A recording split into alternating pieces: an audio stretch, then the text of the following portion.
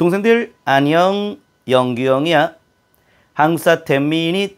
자, 신라사 시대 구분과 고대 금선문 연구, 고대사 특별 강의라 볼 수 있겠어. 자, 특강이라 얘기할 수 있겠는데, 그런데 이 정도 내용은 좀 알아둬야 문제가 조금만 어려워져도 자, 우리가 건드릴 수 있을 것 같아. 너무나 기본적인 내용만 알게 되면 문제가 조금만 어려워져도 두려워지거든. 근데 이 정도 내용은 충분히 공무원학문사에서 커버할 수 있는 내용이 되기 때문에 살펴보도록 하자고. 자, 신라사 시대구분부터 살펴보도록 할게. 삼국사기라는 책이 있고 삼국유사라는 책이 있는데 먼저 삼국사기부터 보도록 하자고. 김부식 고려 중기시대 때의 유학자였어.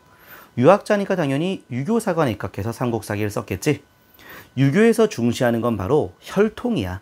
그래서 신라 상대에는 진덕여왕까지라 볼 수 있는데 신라 중대 때부터는 바로 무열왕 혈통이 이어졌을 때를 중대라 보는 거야. 무열왕 혈통, 무열왕 직계 자손이 쭉 왕을 했을 때를 신라 중대라 본다는 건데 우리 기억나지? 무열왕 직계 마지막 왕이 누구였어? 요 해공왕이 되는 거지. 해공왕 피살된 이후에 선덕왕 때부터는 신라 하대 시작이고 이때는 내무랑 방개가 왕을 하면서 왕위 쟁탈전을 펼쳤던, 그래서 150년 동안 무려 20명의 왕이 교체되었던 자, 혼란의 시대가 신라 하대라 얘기할 수 있겠다. 자, 그리고 우리 좀 더 하나 기억해 둘 것이 바로 진평왕 때 성골이라는 개념이 나오잖아. 진종설에 입각해서 성골, 진골 이렇게 나눴었는데 무열왕이 진골이었잖아.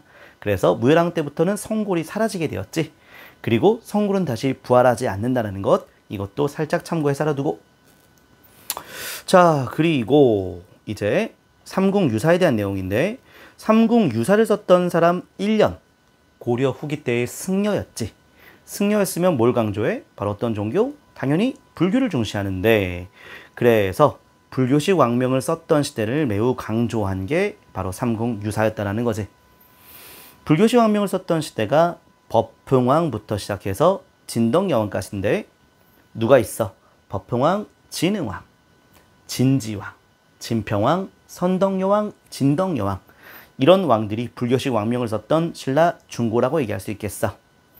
자, 특히 진흥왕은 불교를 발전 강화시키는 과정에서 불교에서 말하는 이상적 제왕 전륜성왕 본인이다라고 자처했었지.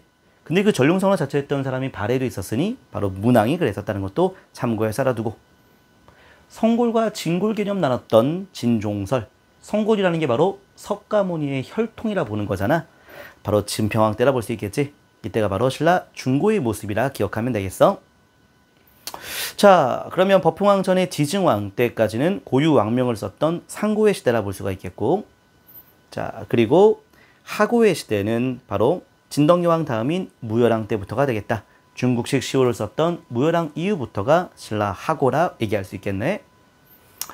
자, 이렇게 해서 삼국사기 구분법과 삼국유사 구분법이 있는데 이렇게 구분법 잘 기억해 주면 좋을 것 같고, 특히 여기서의 구분법에서 제일 중요한 건 바로 가운데 있는 중대와 중고를 기준으로 전후를 파악하면 좋을 것 같아. 자, 이렇게 했고, 자, 그 다음에 우리 고대 금선문 연구 고구려부터 살펴보도록 하자고.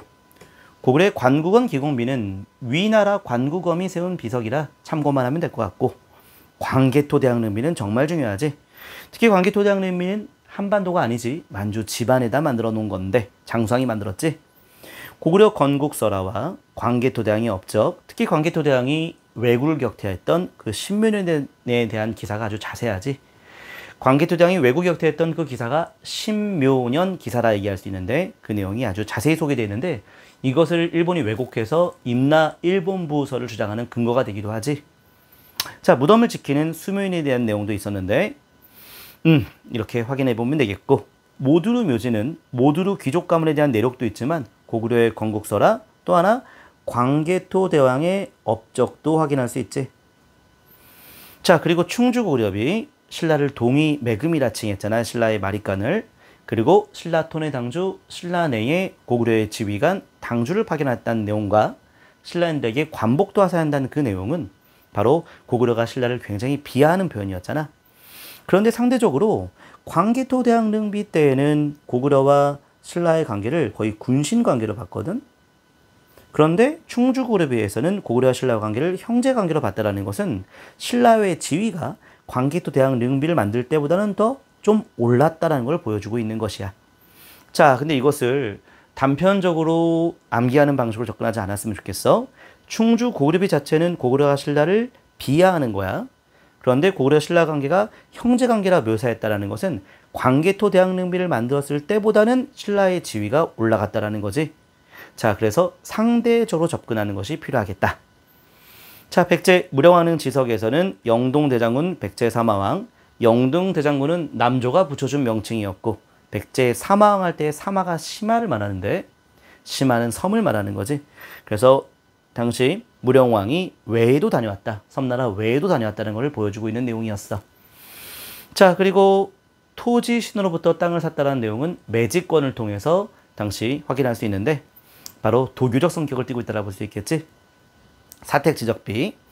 자, 인생 무상을 토로한 내용이 있었는데 그 내용은 도교의 성격을 띠고 있다는 거 참고하면 될 것 같고, 또 불당을 세우는 과정에서 이 비석을 세웠기 때문에 불교의 색채도 있긴 한데 의자왕 때 만들어졌던 사택지적비는 인생 무상에 대한 내용이 더 중요해서 도교의 성격으로 많이 물어보고 있다는 것, 이렇게 참고해서 알아두면 좋을 것 같고. 자, 근데 금성문 비석에 대한 내용은 사실 신라에 대한 내용이 매우 중요해. 자, 신라에 대한 내용이 시험 문제 제일 많이 나온다는 것 꼭 확인해 두도록 하자.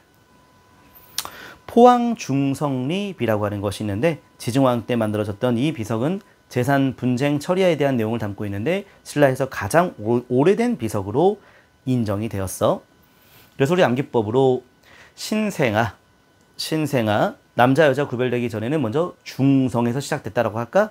중성이 시작이다. 신라에서 가장 오래된 비석이다.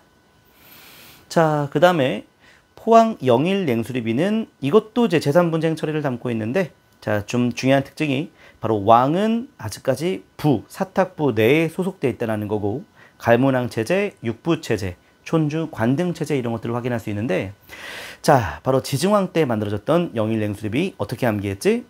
빈속엔 냉수지, 이렇게 암기했지. 빈속엔 냉수지, 지증왕으로 연결하도록 하고, 울진봉평비 법흥왕 때 울진 지방에 신라가 진출하는 과정에서 반발의 세력들이 있었고 그 지역민들이 반발했기 때문에 반발했던 세력들을 처벌한 내용이었는데, 처벌했다는 것은 장형이 있다는 것을 확인할 수 있는 거지.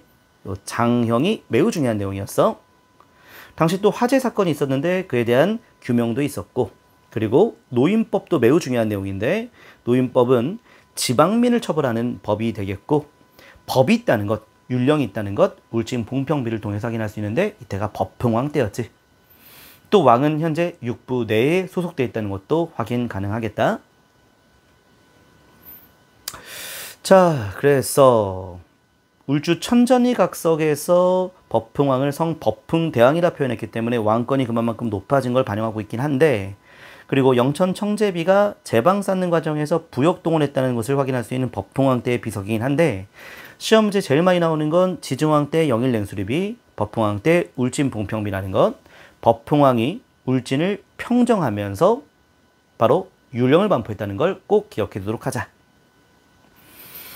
예, 어차피 비석의 이름은 출제가 됐을 때에 선지로 나오잖아. 그래서 다 암기하려고 하지 말고 한 글자씩만 연결하면 되겠지. 법흥왕, 율령 반포, 울진을 평정하는 과정에서 장형 내렸다, 율령 반포했다, 이렇게 확인하면 되겠다. 자, 단양적성비도 시험 문제 꽤 많이 나오지. 단양적성비. 진흥왕이 단양지방에 진출하는 과정에서, 단양은 남한강 유역이지. 적성지역, 단양 적성지역은 과거 고구려의 영토였는데 그 과정에서 고구려 단양 적성 출신의 야이차가 큰 공을 세웠는데 그 자에 공을 기렸던 내용이야. 야이차는 이 과정에서 사망한 걸로 보여져. 자, 전쟁 중에 사망했던 야이차의 공을 인정했다는 내용과 그 밖에 진흥왕 때까지도 계속 이사부가 활약을 하지. 이사부 그리고 김무력 장군, 이들의 활약도 당시 단양적성비에 소개되어 있었고, 자, 단양적성비에는 지방의 귀족들 내에서의 관등제도, 자, 지방 귀족들의 관등제도라고 할 수 있는 걸 외이제라고 하는데 그 외이제가 있었다는 것을 단양적성비를 통해서 확인할 수 있겠고, 지방 관리들에 대한 관등제도, 전사법은 뭔가 토지제도로 추정되는 건데 자세하게는 알 수 없고, 자, 또 역을 면제하는 사례들도 확인할 수 있겠다. 자, 김정희가 조선 후기의 학자였는데 금석과한록이라는 글을 통해서 바로 북한산에 세워졌던 비석은 진흥왕이 세웠다는 것을 입증했다라는 거야. 그래서 북한산 수습이 진흥왕이 순행해서 세운 비석이라는 것을 꼭 기억하도록 하고, 남산 신성비, 자 바로 성을 쌓는 과정에서 진평왕 때의 부역동원했음을 확인할 수 있겠고, 임신서기석, 중요해. 바로 화랑들이 유교경전 열심히 공부할 것을 서약해 놓은 돌이지. 시경상서 얘기 이런 내용들은 유교경전이라 볼 수 있는데 유교경전 학습 의지를 반영하고 있다는 것. 자, 이렇게 확인할 수 있겠다. 그래서 신라의 금속문 비석 중에 제일 중요한 건 요 울진봉평비와 그리고 요 단양적성비, 그리고 요 북한산 수수비, 자 그리고 임신서기석, 요 빅4가 제일 중요하고 빅5까지 좀 더 하나 더 추가한다면 영일령수리비까지 기억하면 좋겠다. 자, 이렇게 해서 신라의 비석까지 확인해봤고 2주차 수업은 여기까지 진행한 걸로 아는데 2주차 수업도 복습하느냐 고생하셨습니다. 3주차 수업 때 만나요.